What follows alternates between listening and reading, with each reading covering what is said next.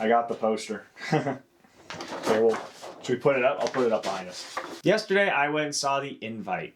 If you don't know the premise of The Invite, it follows Seth Rogan and Olivia Wilde's characters inviting their upstairs neighbors, who are played by Penelope Cruz and Edward Norton, inviting them over for dinner. And it going really, really bad. It's a movie that tackles marriage issues and sex issues, all that kind of stuff, but in a comedic and also depressing way. I want to first talk about the characters. The characters specifically, I want to talk about Seth Rogan and Olivia Wilde's characters, because they are our main two characters. Obviously, all four are our main characters, but they are the two main ones. They are really great, really entertaining in this film. They are both just a mess, but in their own kind of ways. Seth Rogen's character he's the most honest character, but when it comes to his messes, his problems in life, he's much more quieter about it, reserved. He doesn't like to talk about that kind of stuff, and he doesn't like to be confronted about that stuff. Meanwhile, Olivia Wilde's character is much more open about it and much more outward about it. So they both contrast each other in that way. Well, we have one being much more quieter of the fact that they are suffering, and the other being much more open at the fact they are suffering. And they both make each other miserable at the end of the day. So they both have that in common.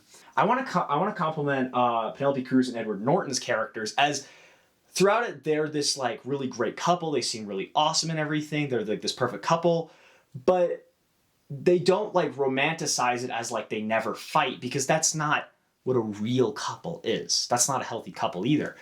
Because at a point in the film, they actually do have a fight. But the difference between their relationship and their relationship is they resolve.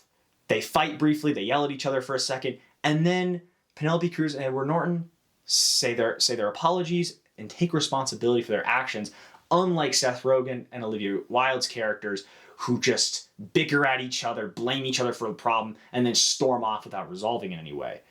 So I really like how these couples feel realistic. I want to talk about mirrors for a second, because this movie uses a ton of mirror shots, and I love a good mirror shot, just fun ways to do mirror shots. But I feel like it was for a purpose. I could be wrong on this, but this was my interpretation of it. I feel, obviously, mirrors are a reflection of ourselves, looking at ourselves. And I believe Edward Norton's character and Penelope Cruz's character are a reflection of our other two main protagonists, of Seth Rogen and Olivia Wilde's characters, but not a current reflection, a past reflection, a reflection of when they were happily married and what they could maybe still be at the end of the day. How Edward Norton's character is what Seth Rogen's character was in the past, someone who wanted to listen, someone who just adored Olivia Wilde's character, while Penelope Cruz's character is someone who adored Seth Rogen's character. These are reflections of our past. It's having dinner with our past and either trying to regain that past, regain that love, or finally putting it to rest. Cinematography is done phenomenally in this film. Just the way that they film the apartment just feels fun and fresh. It's great. They just have some really great shots of hallways and doors and windows and just rooms in general. Just having one location makes it really great for you to expand at how we can make this creative. So they do it really, really well. The apartment also gives us a look into our main characters, as the parts that are decorated by Olivia Wilde are more I want people to see me, I want people to acknowledge me, something that Seth Rogen's character hasn't been doing lately, and that's really just what she's looking for. While Seth Rogen's office, his little part of the apartment, is very messy, very cluttered, but it's tucked away. It's a darker room compared to the rest of the house. It's something that, while Seth Rogen's character has a big mess, his life is a mess, he feels like he confines it. He doesn't show it. He doesn't like to talk about that stuff. He just puts it away in a cluttered room. The music is really great in this film. I feel like it's done really well. It's got a really nice opening song and a really nice ending song. I don't know the names of those songs, but if you watch it, those are great songs. Just the music that they play as arguments escalate more and more and more, as the music gets more and more intense, as their argument gets more and more intense. The music will get louder as they get louder, to the point where it's like the music is fighting to be louder than the people, and the people are fighting to be louder than the music. It's really, really great. I will say, one little issue I have is Seth Rogen has this song written called One Girl, and they even have a record of it. but I don't think they ever play it unless there's a part at the end where Seth Rogen is playing a piano. So it could be that. I could be wrong. It could be that could be One Girl, but I thought we were gonna play it. We were gonna play that record eventually, so we could hear One Girl, and we never did play it.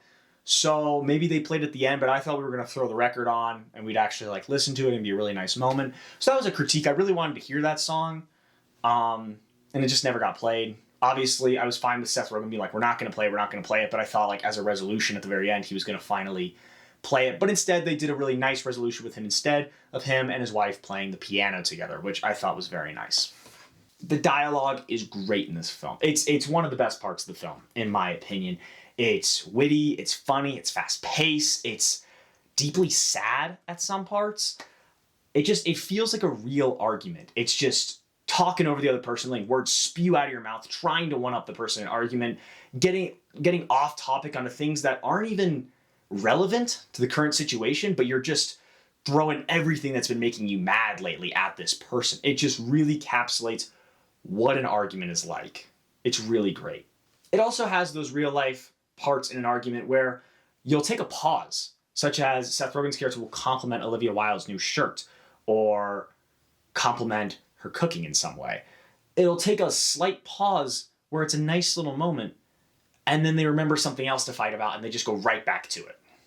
It's just, it's a movie that sucks you in. You get really invested in these characters, in what they're doing, what they're talking about, what they're going through. It's really funny, and it's also really sad. You laugh at these characters as they bicker back and forth, but you also feel really sad for them as they get deep and personal with each other.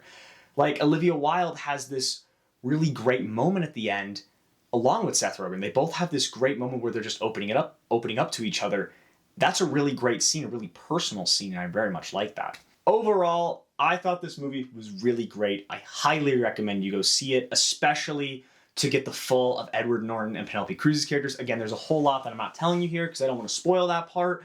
So I highly recommend you go see it just to enjoy all four of these actors. All four of these actors are fantastic in it, and it's just a fantastic story. So I would highly recommend it if you haven't seen it yet. If you made it to the end of the video, I want to thank you for watching. Please like, subscribe. We'll try to post more, get some more reviews out, possibly some more videos. We'll see what we'll do in the future.